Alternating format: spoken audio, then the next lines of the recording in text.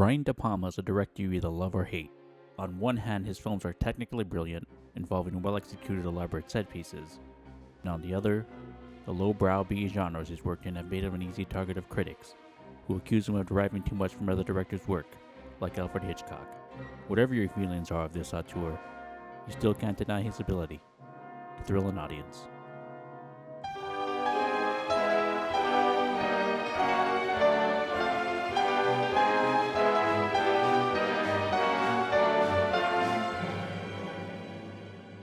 From 10 to 1, here's a list of the best films of director Brian De Palma. Number 10, Phantom of the Paradise. Taking its inspiration from Faust and predating the Rocky Horror Picture Show, Phantom of the Paradise is a campy horror musical starring De Palma regular William Finley as Winslow Leach, a music composer whose music is stolen by a satanic music mogul named Swan, played by Paul Williams. After his face is badly disfigured, he returns to the paradise as the Phantom, out to save his love Phoenix, played by Jessica Harper, who Dario Argento cast in Suspiria based on her performance in Phantom. And look hard at the end credits and you'll see a young set dresser named Sissy Spacek, who beat De Palma's lead a few years later in Carrie. Like many cult films, Phantom of the Paradise was not a commercial hit, except in Winnipeg, Canada, even outgrossing Jaws. To this day, the Winnipegians also celebrate Phantapalooza, a yearly festival in the film's honor. Number 9, Sisters. The first real genre film from De Palma, Sisters is a Hitchcockian tale of French-Canadian model Danielle, played by Margot Kidder, and her psychotic twin Dominique, whose murder is witnessed by a nosy reporter played by Jennifer Salt. She called the police department. I saw a murder. Thank you, Miss Collier. Produced for $500,000, Sisters came on the heels of a slew of counterculture films, ending with 1972's Get to Know Your Rabbit. Sisters also has one of the best split-screen sequences ever filmed, as Danielle's husband, a creepy doctor again played by De Palma actor William Finley, who covers up the murder before the police arrive to investigate. Ever the study of the master of suspense, De Palma used Hitchcock composer Bernard Herrmann to score this twisted thriller. And keep your eyes peeled for future Academy Award winner Olympia Dukakis in a very small role. Number 8, Raising Cain. After the commercial disappointments of Casualties of War and The Bonfire of the Vanities, De Palma returned to the genre he knew best, the thriller. Raising Cain is about a child psychologist who kidnaps children to be experimented on by his psychopathic father, while at the same time setting up his wife's lover to take the fall. John Lithgow gives a terrific performance, or should I say performances, as a doctor with multiple personality disorder named Carter Nix.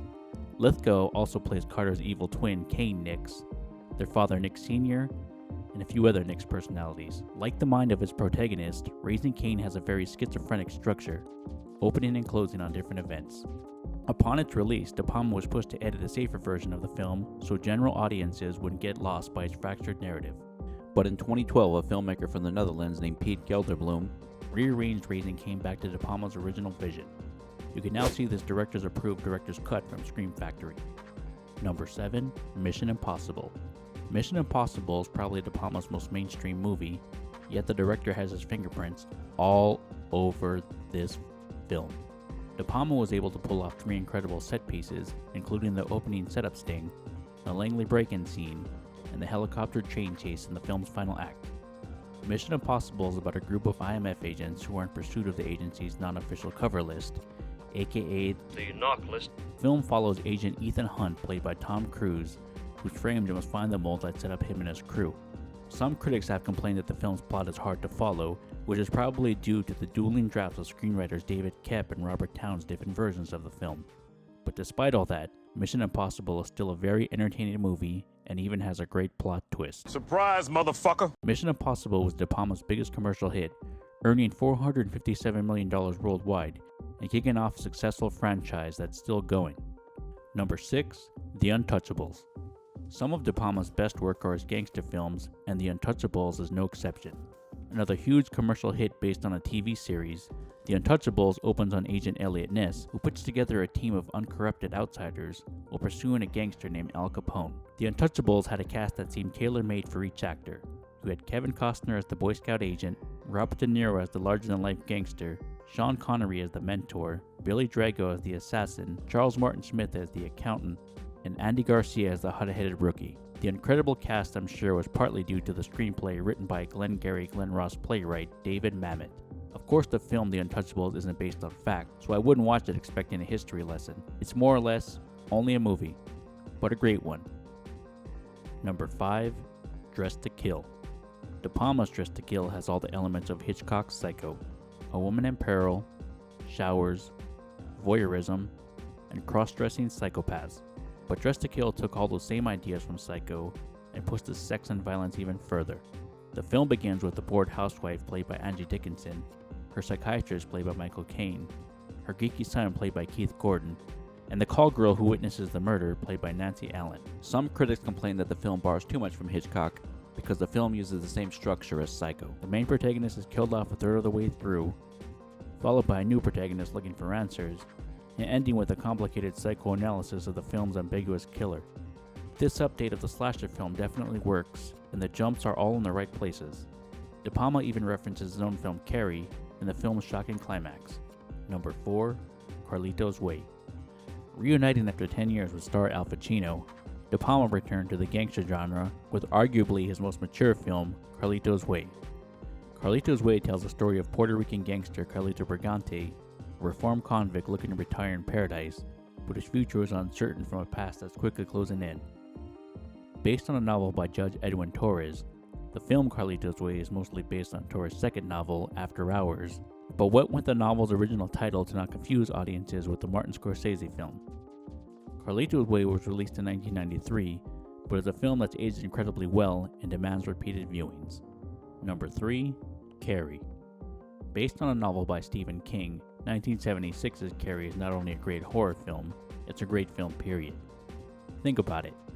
The entire first hour of Carrie is about a high school misfit whose telekinetic powers are only teased at, but no one dies and nothing really horrible happens until the prom scene, and then De Palma turns the horror up to an 11 in the final 20-something minutes of the film.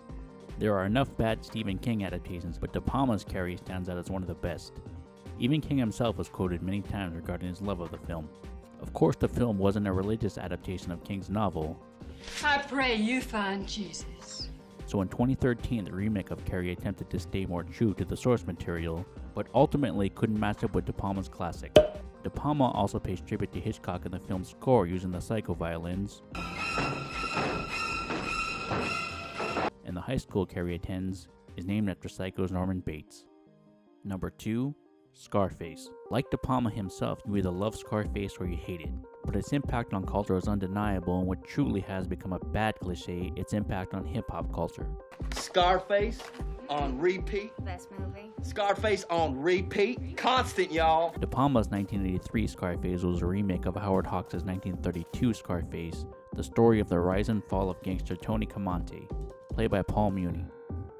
De Palma's remake traded booze in Chicago for cocaine in Miami, and Italian immigrant Antonio Camonte became Cuban refugee Antonio Montana. Largely criticized when it was released for its excessive use of drugs and violence, Scarface was quickly dismissed by critics like Leonard Maltin, who wrote, "Wallows in excess and unpleasantness for nearly 3 hours and offers no new insights, except that crime doesn't pay." Fuck you, man! But what critics didn't get about Scarface was the grandiosity of its story. Scarface was about the American dream. The money, the power, the women, even the character Tony Montana's name suggested grandiose. So why shouldn't the movie be grandiose? Over time, audiences eventually warmed up to De Palma's Scarface, and its presence is still felt everywhere in pop culture. Scarface is also one of the most quotable movies ever made, with a top-notch screenplay by Oliver Stone and iconic performance by star Al Pacino. Number 1, Blowout. With 1981's Blowout, De Palma used all his film knowledge to create his own genre, De Palmian. And what other genre is Blowout exactly? It's a slasher film. It's a political thriller. It's a crime drama. It's also a Hollywood satire, but done in a way where all these genres are reconstructed, giving us a new take on an old story. Blowout begins with movie soundman Jack Terry, played by John Travolta, who accidentally records a JFK-like assassination. The assassination is then put back together, marrying sound and picture. But who's behind the assassination and why? The film also stars Nancy Allen, again playing a call girl who witnesses the event, and John Lithgow as an assassin who conspires to cover up the crime. I'm not going to give away the ending, but I will say Blowout has a very dark film noir climax. Evil triumphs over good, and the irony? The people at the Liberty Parade are being robbed of the very thing they're celebrating. Blowout came out in 1981 and was a commercial failure. The biggest film of that year was Raiders of the Lost Ark. Perhaps if Blowout were released 10 years prior in the Auteur era, who knows? It may have been a hit, but its cynicism and a climate of happy endings didn't connect well with general audiences. Hollywood was now in the era of the blockbuster, and blockbusters don't have down endings. Now, De Palma's biggest detractors have accused him of being a Hitchcock clone who steals from other films and whose own films offer nothing but sleaze and misogyny. And sure, he takes from other films, but he does it in a way where he knows what effect it will have on his audience. He uses the camera the way a novelist would use language. If you're going to use language, you have to know language, and in De Palma's case, it's visual language. In the 1930s to the late 1960s, Hollywood films were enforced by the Hays Code, a set of moral-friendly rules where films weren't allowed to display things like sex, immoral behavior, profanity, violence, and all crimes must be punished. But by the auteur era of the 1970s and beyond, De Palma was able to go where Hitchcock couldn't, and push the genre even further.